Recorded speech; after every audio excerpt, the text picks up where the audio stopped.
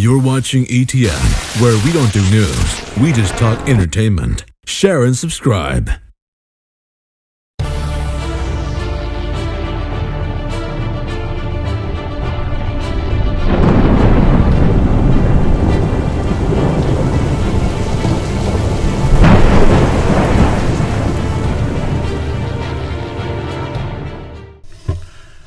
Hey guys, welcome to Entertainment Talk Nation. This is Rob. This video, we're going to talk about the Kaiju Tournament for all you guys that have been participating and sending me emails to submit your name to the tournament. We're going to talk about some rules. The draft again, you have 3 more days. You have till the 28th to put your name in for the lottery draft for a chance to draft your own Kaiju to represent in the tournament, have a chance to win a prize, and have a little bit, you know, bragging rights. So here's how it's going to go.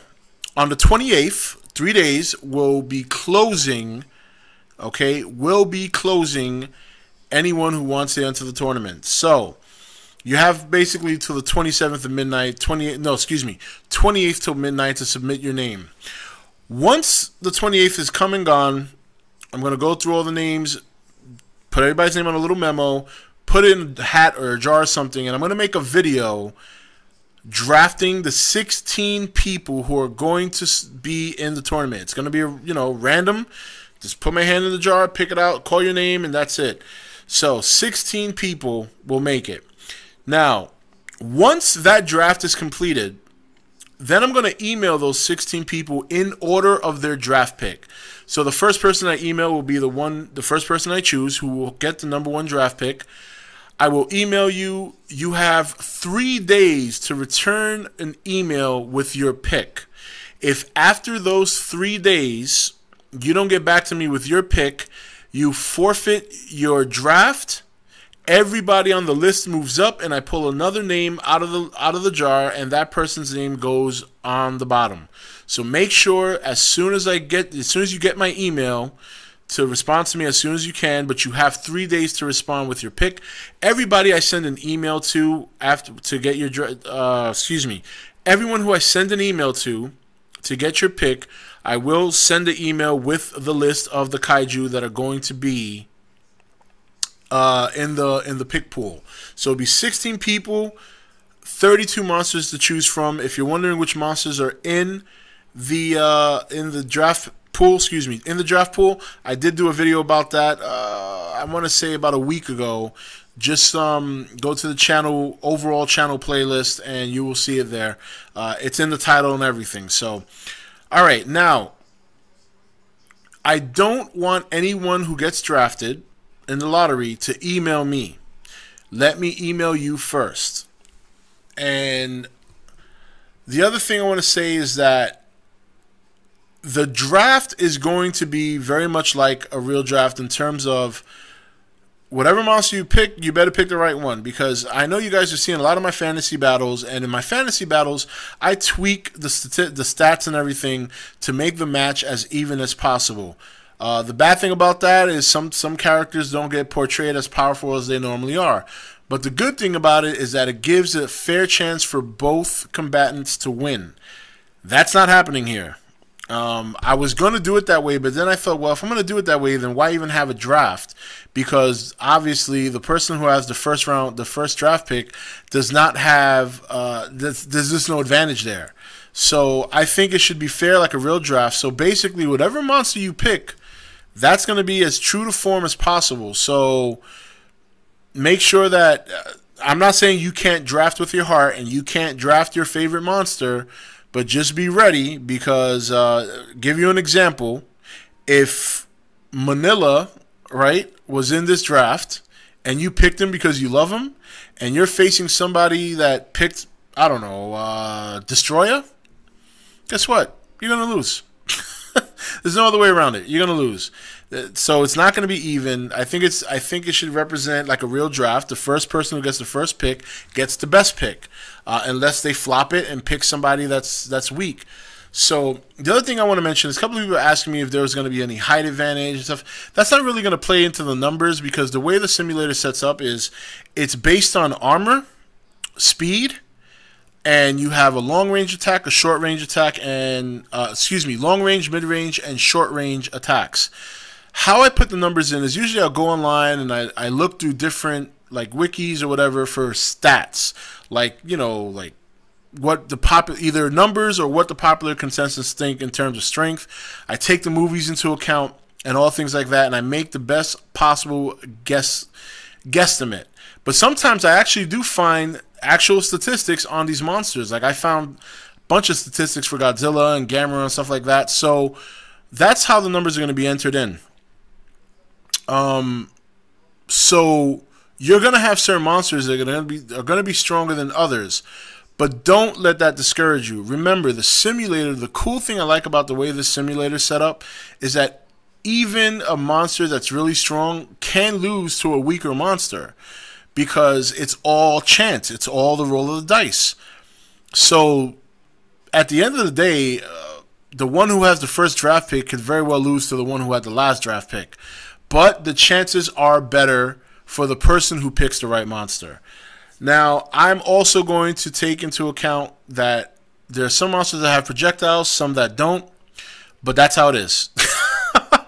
What I'm going to do is I'm going to make sure, if nothing else, at least the attacks are balanced, because some monsters have more than 3 attacks. So if I feel that 2 monsters are facing off against each other and one has a distinct advantage in the attack category versus the other, I'm going to make sure that those 2 monsters are as evenly matched in attacks as anything else. That's not going to change, but that doesn't mean that their armor or their offense changes or their speed. So I just wanted you to bear that in mind, but to give the best, to increase the chance a little bit. But the ones I'm definitely not going to fiddle with are the armor numbers and the overall offensive numbers. But if there's one monster that has like 4 or 5 different attacks and 2 of them are ranged and the others are physical against a monster who has no kind of projectile attack, then I might make 1 projectile attack for that monster and the other 2 physical against their physical, because the other monster, if it's stronger, should have the advantage based on the draft. But at the same time, I don't want to make it too lopsided. So I hope you guys understand what I'm getting at. Now, how it's going to work is once everybody drafts their kaiju, everything's going to be closed for a little while. You're not going to hear about it or nothing. I will keep everybody informed on a regular basis, but my goal is to have all the results done probably by the end of May, and then take June and July to film all the results and have it ready to go in August. I want to do 8 matches in August and 8 matches in September, because there's 16 people. So, and excuse me, 4 4 matches in August and 4 matches in September. If I can do 8 in August, I'll do all 8 in August so we can get a quick result and you guys can see how everything plans out. So, but I'm saying 4 for now, just in case, because there's a lot of good stuff planned for these videos. They're not going to be like the traditional fantasy battle videos. I don't want to give away what's going to happen, but I will be releasing a trailer very soon, within the next 3 or 4 days, to give you guys an idea of what you can expect. Now, so if I can do all 8 in August, that'd be great, because the tournament will be done in the month of August. But in case it takes a little bit longer, if I can get at least 4 to 6 done, that way August, all I got to do is post it while I'm still working on the other ones. So, and the way it works is whoever wins the tournament will have to face the tournament boss. A special kaiju I have not picked yet, but I have a couple of monsters that I've scouted in mind. And put it this way, whoever wins the tournament will get a prize. Not going to announce that yet. But if he wins the tournament and beats the tournament champion or the tournament boss, they get another prize, and they get to return the following Kaiju tournament as the champion, grand champion, to defend their title, and they don't have to participate in the bracket battles. So in other words, if they beat the grand champion after winning the overall tournament, they get to come back the next year, defend their title, not having to go through the brackets, and if they lose, then the other person becomes the grand champion, and so on and so forth. So that'll be pretty fun. But if you lose to the grand champion, at least you still come away with bragging rights to the other guys, and you do get a prize. Finally, the way it's going to be set up is kind of like the NCAA tournament. There's going to be 2 brackets. In one bracket, you know, the first seed is going to face off against the 16th seed, so on and so forth. You know, 2 versus 15, but the second bracket is going to be with seed number 2 facing 15, and so on and so forth. And that's how we're going to break it down. And yeah, I mean, that's pretty much it. That's pretty much. So you got till the 28th to submit your names for the tournament. Once it hits midnight the 28th, it will be closed. There are no exceptions. Do not email me on the 29th and say, Rob, I forgot to enter. I just subscribed. Doesn't work that way. There's going to be more tournaments in the future. It's not going to be just the Kaiju one. I'm going to try and do like maybe, depending on how this one goes, I think realistically 2 a year, you know. But if I can whip it out quick and stuff like that, then that's great. Now, I do have somebody assisting me with this. I'm not going to tell you guys who it is yet, but once I start releasing more information about the tournament, and once you guys see the trailer, then I'll share with you the person who's helping me. But he's been doing a great job showing me some of the stuff he's been working with. We've been going back and forth, and definitely going to tell you guys who that is, probably after the trailer. And he's been a great help. He's been a wonderful help. Very nice guy. Member on the nation, as well as obviously a subscriber. And he volunteered out of the kindness of his heart to help out. And I thought that was great. So I definitely want to give him a lot of props. I just want to keep his name concealed until the actual thing is started. So, but that's it, guys. If you have any questions, just let me know. But for the most part, that's how it's going to be. And yep, that's it. So 3 days. We'll get a video probably sometime next week. Not Friday. I will be going to see Spider-Man, so maybe sometime next weekend.